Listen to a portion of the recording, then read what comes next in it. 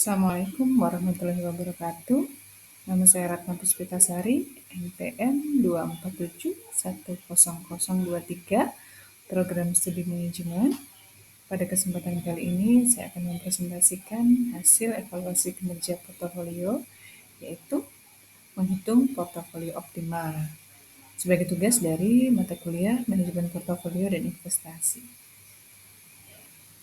Portofolio optimal adalah portofolio investasi yang dirancang untuk mencapai keseimbangan terbaik antara risiko dan imbalan, sesuai dengan tujuan investasi dan toleransi risiko seorang investor. Portofolio ini memaksimalkan hasil yang dapat diperoleh dari suatu tingkat risiko tertentu atau meminimalkan risiko untuk tingkat hasil yang diinginkan.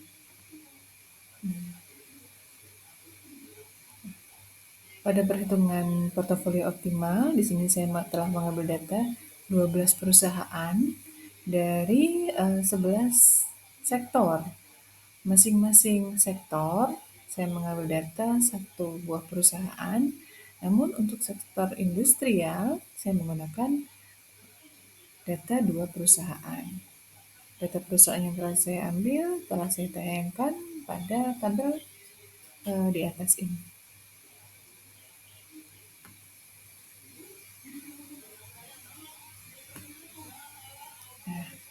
Dalam proses perhitungan portofolio optimal, terdapat beberapa tahap perhitungan, dimulai dari tabulasi data, menghitung actual return individual, actual return market, dan risk free, menghitung excess return.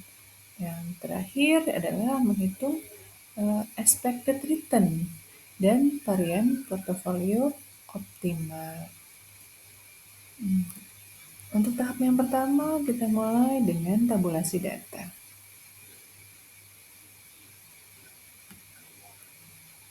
Dalam menghitung portofolio optimal, saya telah menyajikan data closing price dari 12 perusahaan yang terdiri dari 11 sektor. Terus juga ada data closing price market yang menggunakan indeks harga saham gabungan dan risk free yang menggunakan data dari BI Rate. Nah, pada perhitungan ini saya menggunakan data per semester dari tahun 2018 sampai dengan tahun 2022. Data-data tersebut saya ambil dari Yahoo Finance dan bi.go.id. Selain dari data tersebut, saya juga menyajikan data bulan Desember tahun 2017 dengan tujuan sebagai data awal untuk menghitung actual return yang selanjutnya akan digunakan untuk perhitungan portofolio optimal. Data untuk closing price perusahaan ini dimulai dari kolom 1 sampai dengan kolom 12. Data untuk closing price market ada di kolom IHSG dan data closing. Data risk free itu ada di kolom RF. Selanjutnya kita menghitung actual return. Actual return adalah persentase keuntungan atau kerugian yang benar-benar diperoleh oleh investor dari investasi dalam periode waktu tertentu setelah memperhitungkan faktor-faktor seperti perubahan harga, dividen, bunga, atau distribusi lainnya. Actual return mencerminkan kinerja real dari suatu investasi, bukan sekedar estimasi atau proyeksi. Pada slide ini telah saya tampilkan hasil perhitungan actual return dari 12 perusahaan maupun actual return untuk indeks harga saham gabungan dan risk. Selanjutnya yaitu menghitung excess return. Excess return adalah selisih antara imbal hasil suatu investasi dan tingkat pengembaliannya dianggap bebas risiko, seperti tingkat suku bunga dari obligasi pemerintah atau instrumen keuangan yang sangat aman. Nah, pada tabel yang saya sajikan ini adalah hasil perhitungan excess return 12 perusahaan dari tahun 2018 sampai dengan tahun 2022 per semester.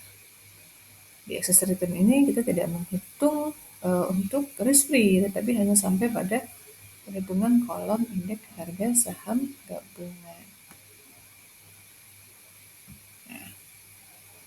Setelah menghitung excess return, kita selanjutnya akan menghitung expected return untuk individual, market, risk-free, dan excess return. Selanjutnya menghitung variansi individual atau VARPI, menghitung alpha, beta, menghitung variance residual individual atau unexpected risk, unsystematic risk maksudnya, dan kemudian menghitung AI, PI, CI, dan yang terakhir yaitu menghitung ERB. Untuk yang pertama kita akan menghitung expected return untuk individual, market, risk-free, dan excess return. Nah, expected return itu sendiri adalah perkiraan rata-rata imbal hasil yang diharapkan dari suatu investasi dalam periode waktu tertentu berdasarkan analisis atau proyeksi.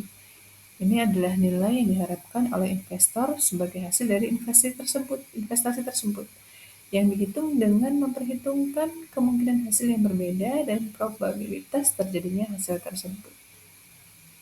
Untuk VARPI atau variance individual adalah ukuran statistik yang menggambarkan seberapa jauh hasil atau nilai suatu aset atau investasi dari rata-rata atau nilai yang diharapkan.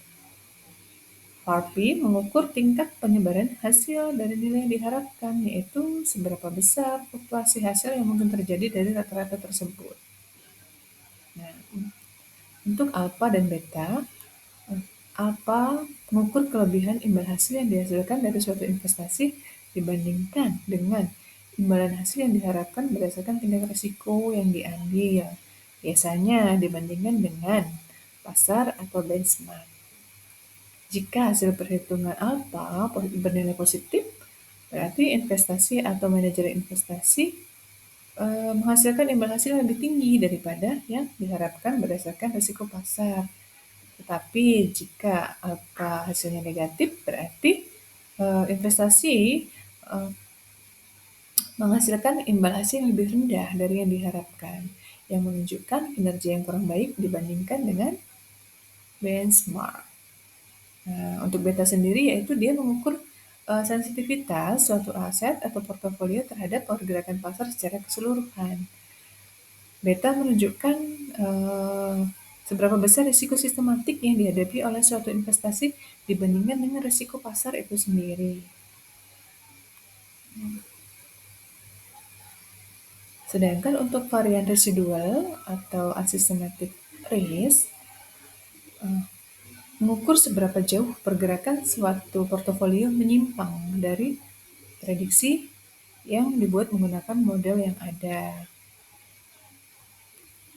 Untuk perhitungan AI, BI, dan CI, ketiga hal ini merupakan parameter yang sangat berguna dalam analisis portofolio investasi, serta dalam konteks pengukuran risiko dan pengelolaan imbal hasil yang berhubungan dengan pasar atau faktor-faktor spesifik aset dan portofolio. Nah, untuk yang terakhir yaitu IRB. IRB atau Excess Return to Beta mengukur imbalan return yang dihasilkan per unit risiko sistematik yang diambil. Artinya, ini memberikan gambaran seberapa besar return berlebih yang didapat per unit perubahan risiko pasar yang diukur dengan beta.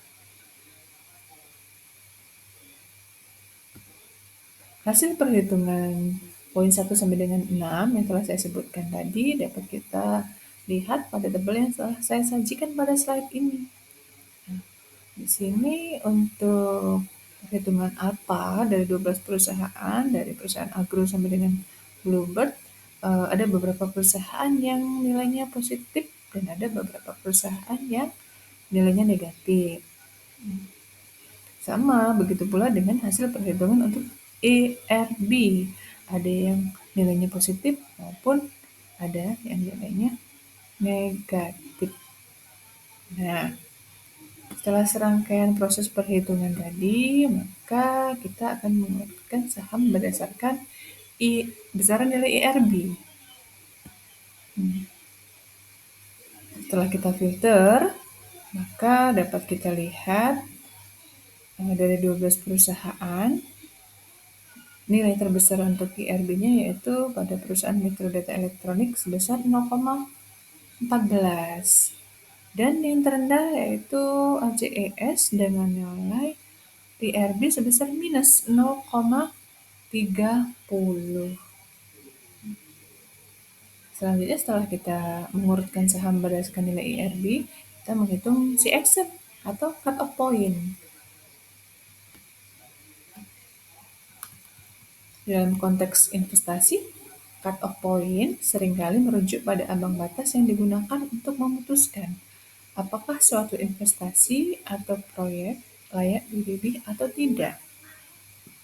Pada perhitungan portofolio optimal kali ini, hasil perhitungan saya terhadap si action yaitu sebesar 0,02.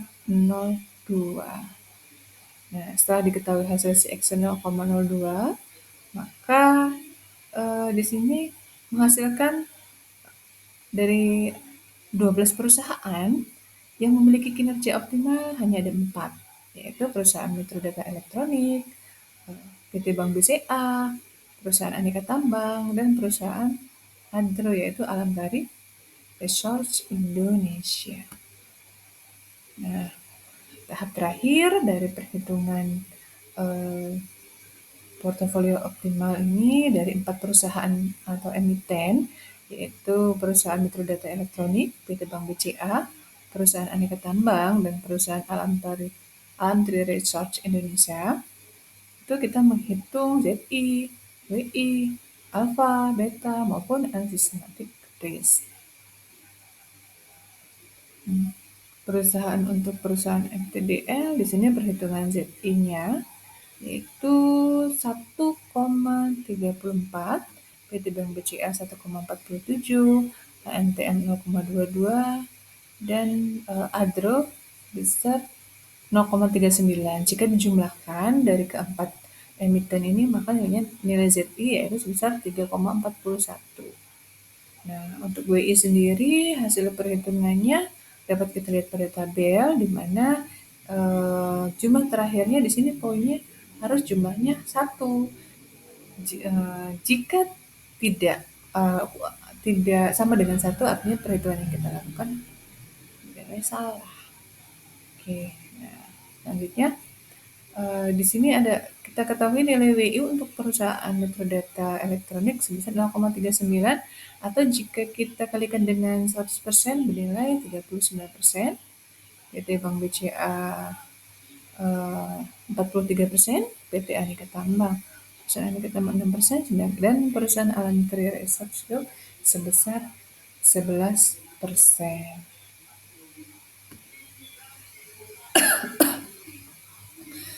Kesimpulannya, dari hasil perhitungan kinerja portofolio terhadap 12 perusahaan yang mewakili 11 sektor dalam kurun waktu tahun 2018 sampai dengan tahun 2022, terdapat 4 perusahaan, yaitu perusahaan Aneka Tambang, perusahaan Metro Data Elektronik, PT Bank BCA, dan PT Alamtri Resource yang memiliki kinerja portofolio optimal, di mana nilai IRB keempat perusahaan tersebut lebih besar dari si action atau cut off point. Jika saya seorang investor memiliki dana senilai 100 juta rupiah, maka dari hasil perhitungan data Excel terhadap WI, maka nominal yang akan saya investasikan di masing-masing perusahaan yaitu pada perusahaan Metro Data Elektronik sebesar Rp39.277.222, pada PT Bank Sentral Asia sebesar Rp42.912.047, pada perusahaan Aneka Tambang sebesar Rp6.333.355, dan perusahaan Alamtri Research Indonesia sebesar Rp11.477.377. Demikianlah tadi hasil evaluasi kinerja portofolio yang telah saya lakukan.